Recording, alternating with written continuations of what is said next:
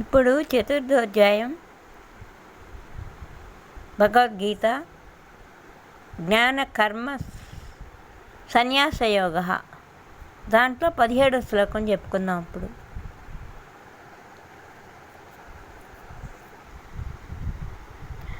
కర్మణో happy బోద్ధవ్యం చ వికర్మణః అకర్మణశ్చ బోద్ధవ్యం గహన కర్మణో గతి.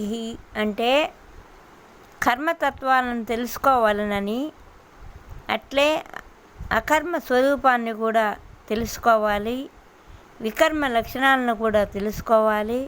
చాలా అవసరం. అది ఏంటంటే కర్మతత్వము చాలా అతి నిగూఢమైనది. అందువల్ల రేపు చెప్తాడు ఆయన, విందాం. మనం రేపు శ్లోకంలో విందాం. జై శ్రీకృష్ణ పరమాత్మ.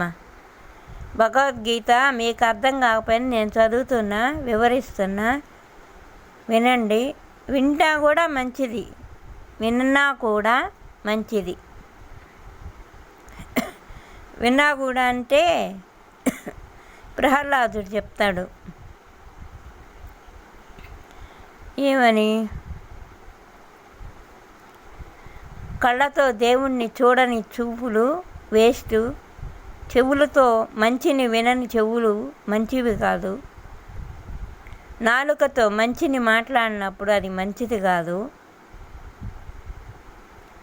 ఆ విధంగా ఆయన మన జ్ఞానేంద్రియాల గురించి కూడా చెప్పాడు. ఆయన